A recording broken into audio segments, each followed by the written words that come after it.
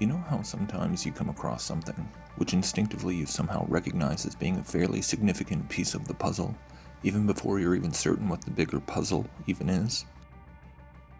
Well, that's how I felt when I first encountered a guy named Anthony Patch and his research into the occult agenda behind CERN's Large Hadron Collider in Switzerland. If you do a YouTube search for things like CERN and Saturn or CERN portal and such, you'll find lots of material that's been created on this subject.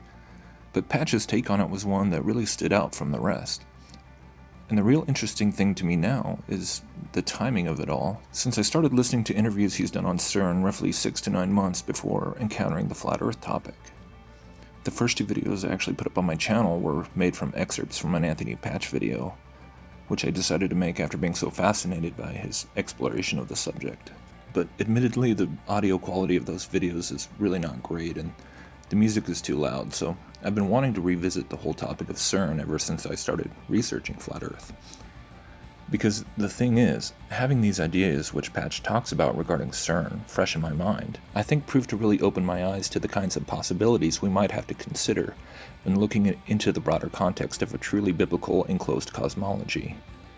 I'm actually not sure if it all would have clicked in quite the same way, or at least not as quickly, had it not transpired in that order. Interestingly enough, the CERN-Saturn topic and the Flat Earth topic both seem to give a lot of insight into the other.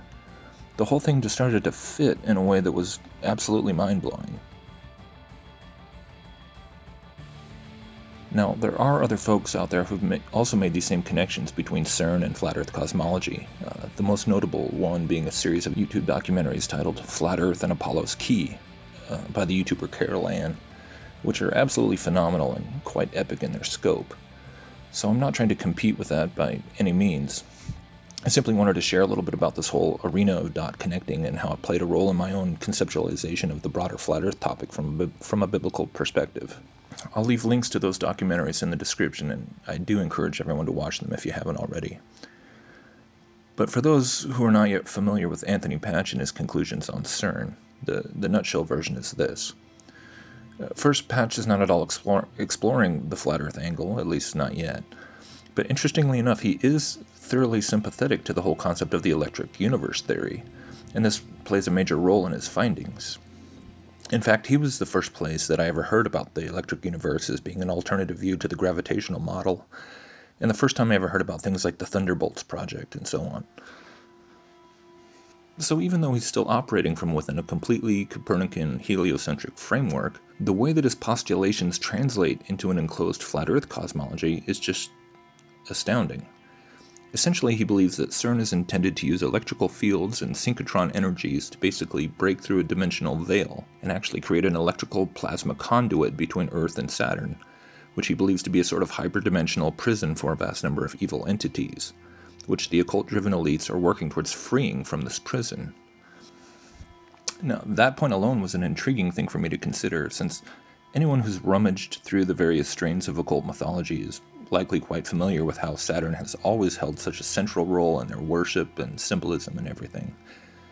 It gets you down the whole rabbit hole of the Saturn cube, and the black cube being a recurring occult symbol which connects to the six-pointed star, the seal of Solomon, and the idea of a spiritual prison, and so much more. Another thing that Patch talks a lot about is just the whole thematic interplay between the stars and the ancient pantheons of gods. And he even talks about the stars being, quote, plasma discharges in the heavens, which should really be quite eyebrow-raising to anyone who's been researching Flat Earth, especially since all the kinds of footage of stars we've now been seeing captured using P900 cameras and everything. So like I said, the way that so much of what he talks about just translates right into a flat earth cosmological perspective is just uncanny.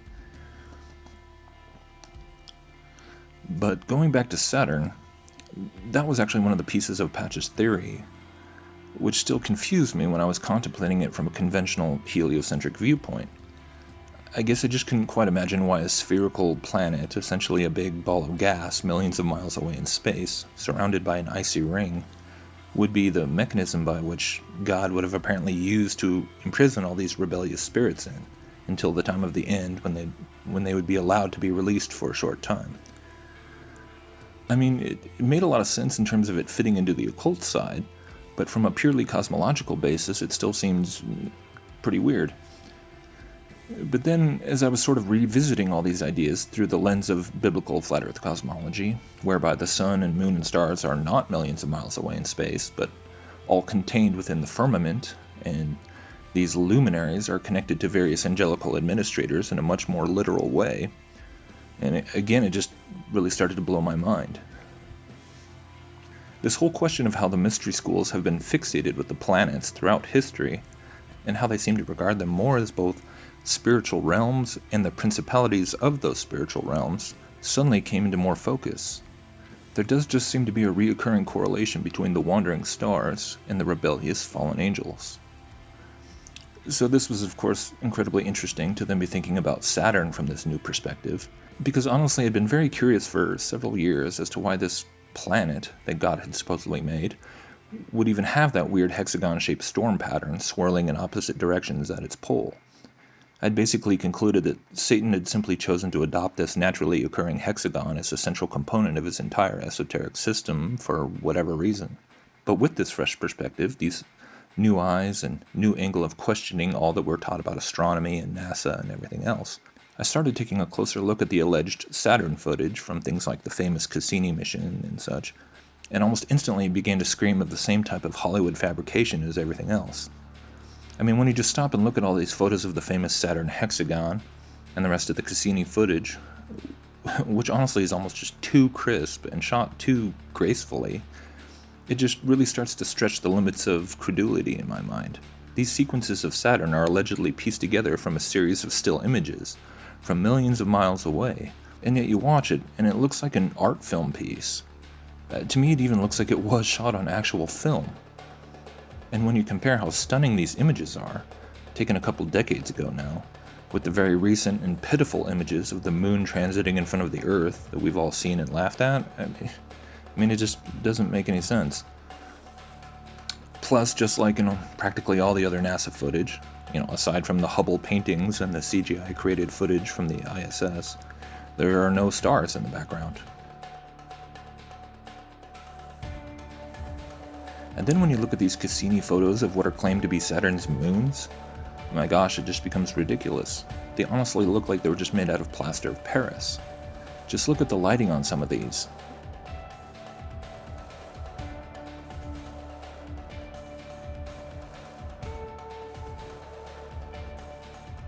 On this one you can actually see that the shadows of the craters go in different directions at a perpendicular angle to each other, which of course is impossible if this was indeed a moon being illuminated by the sun. These shadows basically show us that it's just a clay model in a dark room being lit by a bulb which apparently the photographer placed way too close to the prop.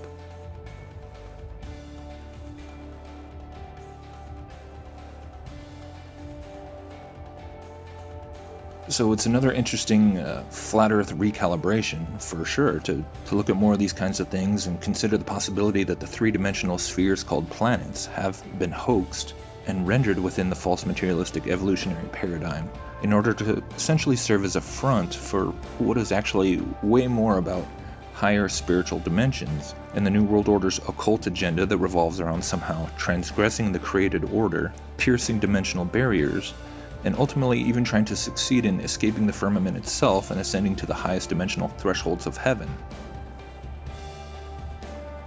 I don't know how they might have exactly faked footage such as the famous swirling hexagon storm, but it is interesting to note that I was able to find this footage of a university experiment where they succeeded in replicating the same counter-revolving hexagon-shaped phenomenon in a lab.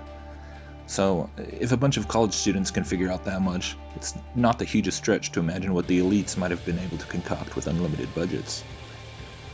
Anyhow, I just wanted to discuss this a little bit, as this was really one of those very interesting lines of research that helped kickstart a lot of my own exploration of the flat earth cosmology topic, since ultimately, regardless of whatever specific details of Anthony Patch's research might turn out to be accurate, the bottom line for me is the realization that what we're really dealing with here when it comes to the whole New World Order agenda is a spiritual deception, a spiritual agenda.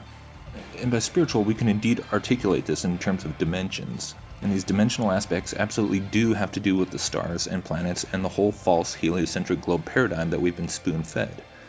And it connects to the secret space program and the alien UFO deception, and it even connects to things like the internet and the mark for the beast and so on.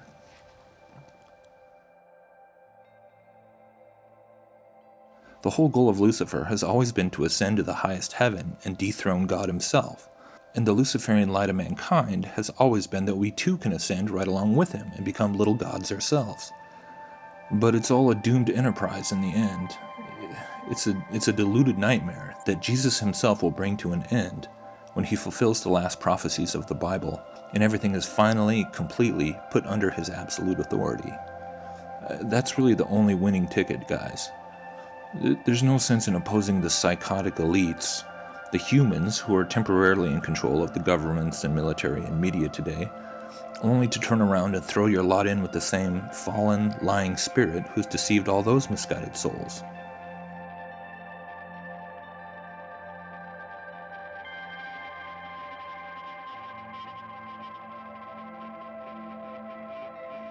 Put your faith in Jesus, and there's nothing that the enemy can ever truly take away from you. Thank you.